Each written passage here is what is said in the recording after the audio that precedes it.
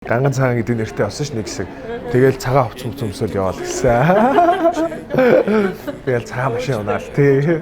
Гангорч болтгүй ганган цагаан гантыг сүртэн бэлцэг минь. За сайн байна уу? Наваг Сүхбаатарын Баян мөх гэдэг жүжигчин найруулагч мэргэжилтэй соёл урлагийн сургуулийг хөгжим театрын жүжигчний мэргэжлэр энэ жил төгссөн 2020 онд дуу хийгсэн хоёр хүний санаа нийлэлтээс үүдээд тэгэл цаашаа уран бүтээл туурах зам гарч ирсэн.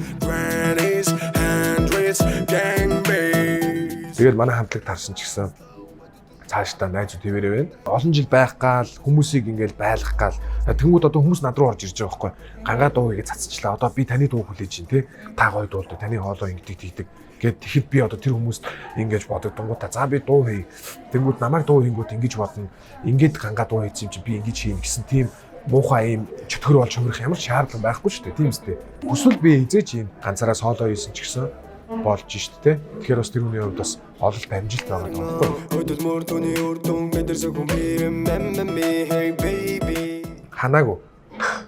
Ханаагүй бол манай хүн хийж байгаа шүү дээ. Жохо урт хугацаанд байсан бол хамтлаг маань бүр ганган цагаан л болох байсан баг та. Тий зөвхөн тий нэг л нэршилтэй ганц л дуутай.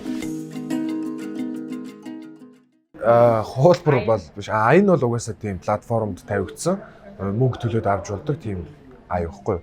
Одоо өөр хүн ч гэсэн тэр аян дээр уран бүтээл хийж болно гэсэн мөнгөний төлөөд ашиглаад. Тэгэл хоёулаа өөр өөртөө дуулдаг хэсгийг бичдэг байсан. Тийм. Нийтдээ одоо бараг 10 гаруй уран бүтээл байгаа шүү. Найз охин байхгүй. Тийм байхгүй. Найз охин болгоно гэдэг хүн байгаа гэж хэлсэн. Эрдэнэтэд төрсөн. Тийм. Тэгээд эмээ дээрээ өссөн. Манай эмээ одоо ардын багш хүн болохоор багш хүний хүмүүжлэр маш сайн хүмүүжиж авсан. Тийм. Өсвөр насны үеийн хүмүүжлээ шүү дээ. Тэр болохоор би бүр одоо эмч цагдаа хоёр хүний хүмүүжлэр өссөн. Хорж цагддаг байсан гэхүү дээ. Гэхдээ яг зөв хүмүүжлэр өссөн гэж хэлж болно. Тэгэл намайг оюутан болоход сур тавьчихсан даа юу бол. Тэгэл өстой дахиад явсан. Тийм. Оюутан байх хугацаанд Америкт ажиллаж исэн. Тэгтэл ер нь яг хүн өөрийгөө мэдэрдэм байлээ. Яг Монгол хүн гэж юу вэ? Тэ? Яг тэгэл мэдэрдэм байлээ. Яг өөртөө Монгол улс одоо бас баярлах хэрэгтэй л дээ. Залуу найруулагч төрж байна. Тэ? Би бол яг сонирхлоо дагсан л гэж бодож байна. Өсөл мөрөөдөл яг миний чин зорилго юу вэ? Туйлын зорилго юу вэ гэдгийг л одоо их тухаарч нөхөө дээ. Бас миний хувьд бас ололт амжилт тохаа. Мэдээж дуугаа хаяхгүй. Гэхдээ бас яг Монголд бас жүжигчин мэргэжлэрээ, найруулагч мэргэжлэрээ ажиллаж байгаа. Тэгсэн мөртлөө киноныхоо маркетингийг, киноныхоо устыг өөрөө хийдэг. Тийм л уран бүтээлж байх зорилготой байсан. Ер нь бол анх. Одоо 2020 онд багтаад нэг төслийн кино төсөл бичиж байгаа. Тэр нь болохоор Монголд одоо хамгийн анх Уильям Шекспирийн Ромео Жюльет жүжигийг дэлгэсний хэлбэрт кино болгож, зохиолыг хөрвүүлж те Монголын одоо хөрсөнд буулгаж гэх юм уу да.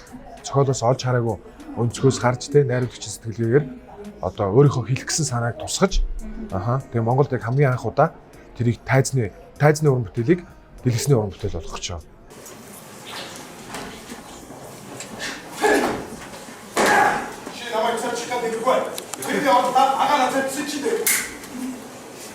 Тийм тоглохоор 2-3 одоо газар санал ирсэн байгаа. Тэрэнд нь болохоор зохиолыг уншаад нэгэнд нь бол зөвшөөрсөн байгаа.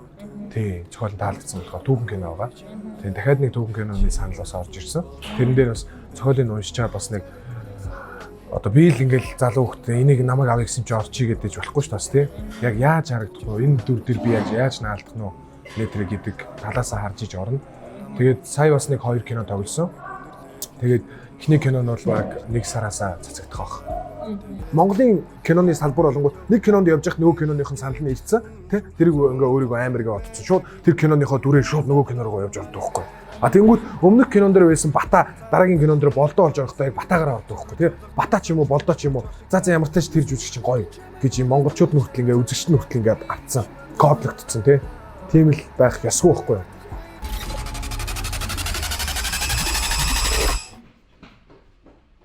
Олонний танил хүн байх ёстой, орж гарч байгаа хүмүүс нь тийм байх ёстой гэсэн сэтгүүтээ бүр ёстой гэд эмийг эвдэх ёстой байхгүй харин. Тийм өөр юм харж өөр жүжиглэлт харж те өөр юм хэлбэр агуулгын зөрчлүүдийг хармаар байна шүү дээ. Тэгэхгүй бол туршлагаар урлаг хийдэг байхгүй юу? Урлагийг туршлагаар хийж болохгүй. Тий. Яг одоо ингээл ийм байх хэрэгтэй. Кино хийлээ гэж тэгэхэд заавал зохиол бичигдсэний дараагаар энэ ингэдэг байх хэрэгтэй. Үгүй шүү дээ. Заавал дууны үг бичигдсэний дараагаар дуу хийгдэн гэсэн юмнуудыг суулгацсан байгаа байхгүй. Үгүй шүү дээ. Аяыг мэдрээд шууд тэнд нь амнаас гарч байгаа үгээр ингэж дуу хийж бас болдог гэдэг юмыг бас одоо манай залуучууд бас харуулж хэлж шүү дээ. За тэр өстө амар ингэж яадаг те кино хийдэг бичдэг. Яг тэр ах шиг тэрэн шиг энэ шиг гэх тэнгууд яг тэрний дараагийн хувилбар болоод үүсчихэж байгаа байхгүй юу? Тийм. Яг өөрөө тийм хайрцаглагдаад тэр хүний одоо 2 дугаар хувилбар болоод үүсчихэж байгаа байхгүй юу? Тийм байж болохгүй. Яг шинэлэг байж иж тэрийг яг энэ яг юу вэ гэхээр тэрийг бол хүмүүс таалахгүй байсан ч болно. Энэ гэхдээ өөртөө сэтгэлийн тий одоо тэр амир амгалангуй одоо мэдэрч авч байгаа хгүй яг өөрийн гэсэн юмараа яг ингэж зүтгэсээр байгаа гаргаж ирж байна. Тэгэл ингээл дээр нэг ийм одоо бурхан гэх юм уу нэг хүн суучаал тий нөгөө Монгол урлаг бол ийм байх хэрэгтэй гэл тий ийм байх хэрэгтэй гэл тэрэн дээр ингээл тавьж өгөхгүй тий ингээл бараал базаал тэгээд их ясгүй байхгүй.